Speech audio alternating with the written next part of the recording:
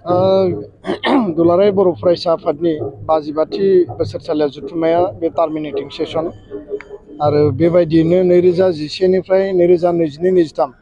बोसोरनैनि जि सम बे समाव आफादगिरि महरै आंनि सायाव जि फोथायनाय लाखिबाय आरो दुलाराय बर' फरायसा आफादनि दखरा जिल्ला गासै जोंनि मावथि बिथांमोना आरो मिरु आफादनि दैदेनगिरि बिथांमोना जि मोनसे मदद होबाय आं बिनि थाखाय गिबियावनो बिथांमोननो साबायखर बावदों आरो आं मिथिया दा नोंथांमोना जेखौ बुंदों जे आफादगिरि सायख'दों होननानै आं नोंथांमोननिफ्राय मिथिबाय आंनि जि बिबाननि सममोन संबिधाननि बायदियै आङो बेखौ सहि होनानै आङो डिजल्भ खालामबाय आरो बिनि उनाव आङो डेलिगेट हाउसखौ खावलायदों जे आं गोलाव सम एबसुआव हाबा मावबाय बयबो मावदों बिनि गेजेराव आंबो सासे आरो जथेस्थ' बैसो जाबाय माखासे जेंना दङ माखासे थासारि दङ बेखायनो आंखौ बिबाननिफ्राय देग्लाय माने रेस्ट होनांगौ बे बाथ्राखौ आङो हाउसआव खावलायदों आरो दा आं नोंथांनिफ्राय मिथिबाय जे आंखौ गोदानै सायख'फिनदों आं उननि समाव बिथांमोनजों सावरायगोन दुलाराय बर' फरायसा आफादाव गोबां लिडारशिप लानो हानाय दैदेनगिरि बिबानगिरि दङ बिथांमोनखौ स्कप होनांगौ आरो गोदान दैदेनगिरिनि नेतृत्वआव मोनसे इनिसियेटिभ बा माहारि दानायनि थाखाय 24 घन्टा खामानि मावनो हानाय स्पिड बेबायदि जोंनो बेक्तिफोर नांगौ दा बेखायनो उननि समाव जोङो सावरायबावगोन दिनैनि बे जि गेवलां मेल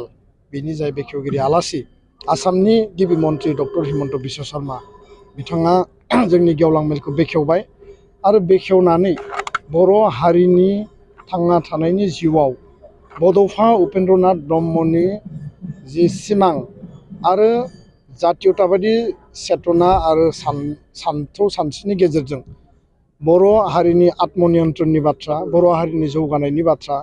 बेखौ दुलाराय बर' फरायसा आफादा 55 बोसोरसिम नेतृत्व होबाय बिथां बे बाथ्राखौ लानानै गिबि मन्थ्रि बिथाङा दुलाराय बर' फरायसा आफाद आरो बर' हारिखौ धन्यबाद होदों आरो बिनि थाखाय जोंबो बिथांखौ साबायखर बावो आरो गोबां माखासे हाबा मावलांबावनांगोन सोलोंथाइनि बिथिङाव जों जे हाबा मावबाय थादों बिथाङा जोंखौ बाख्नायदों आरो समाज दानायनि बेलायाव लोगोसे जोंनि इयुथखौ गोदान मोनसे परिबेसाव कम्पिटिटिभ मोनसे परिबेसाव जोङो बिथांमोनखौ लांनायनि थाखाय हाबा मावलांनो थाखाय सुबुरुन होदों बिटिआर गोजोन गोरोबथानि जायफोर दफाफोर दङ बेखौ आखरे आखरे मावफुंनायनि थाखाय बिथाङा प्रतिश्रुति होदों आरो सनितपुर बिश्वनाथनि 60 गामिखौ सोनानै बिटिआर दफानि मोनसे मेजर दफाखौ मावफुंनाय हाबाफारिखौ जागायनायनि बाथ्राखौबो बिथाङा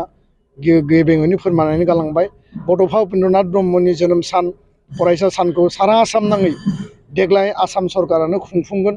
आरो बे बिथिङाव बिटिआर काउन्सिल आरो दुलाराय बर' फरायसा आफादनि मददखौ बिथाङा हास्थायदों आरो बिनि सायावबो बिथाङा गोख्रोङै आरो गेबेङै बुंलांबाय दा बिनि थाखाय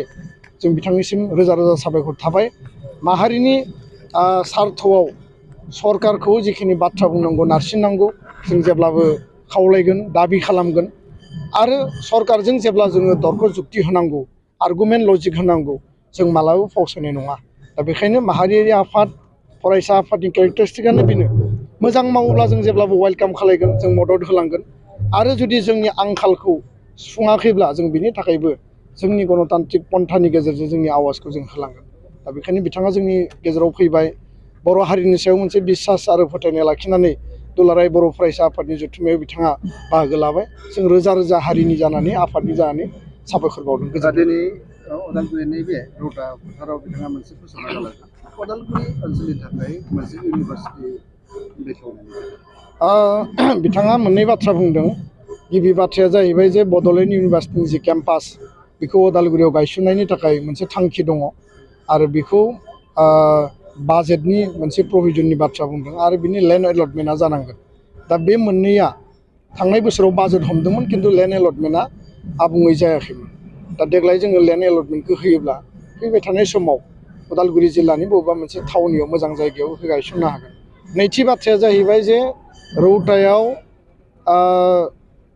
अर्गेनिक एग्रिकालसार इउनिभारसिटि बिटिआर सुक्तिनि दफा मथे बेयाव दङ गायसननायनि थाखाय आरो बिनि थाखाय लालपुलाव सर्वहेरियाव हा एलटमेन्ट जानानै दङ दा अर्गेनिक इउनिभारसिटिनि जे मोनसे स्ट्राक्चार अल इन्डियायाव बियो गोदान कनसेप्ट आरो माखासे एक्सपेरिमेन्टेल बेसिसआव गायसननायबो जादों दा बेखायनो इनिशियेलि बेखौ मर स्ट्रेंथेन खालामनो थाखाय जोङो डाइरेक्ट अर्गेनिक इउनिभार्सिटि नङाब्लासिनो बिथांखौ जोङो रिक्वेस्ट खालामदों आरो बिथाङा घोषणा होलांबाय जरहाट एग्रिकालचार इउनिभार्सिटिनि बेन्दोंआवनो जोङो मोनसे एग्रिकालचार इउनिभार्सिटिनि केम्पास बानायनानै बेखौ डेभेलप खालामनानै इनफ्रास्ट्राक्चार आरो गासै एकाडेमिक डेभेलप खालामनानै मोजां मोनसे अर्गेनिक इउनिभार्सिटि जों उननि समाव गायसननो हायो नामा आरो बेखौ बिथाङा उननि समाव मावगोन होननानै जोंनो दिनै घोषणा होदों बे जोंनि थाखाय गोजोनथाव बाथ्रा गोजोन्थों।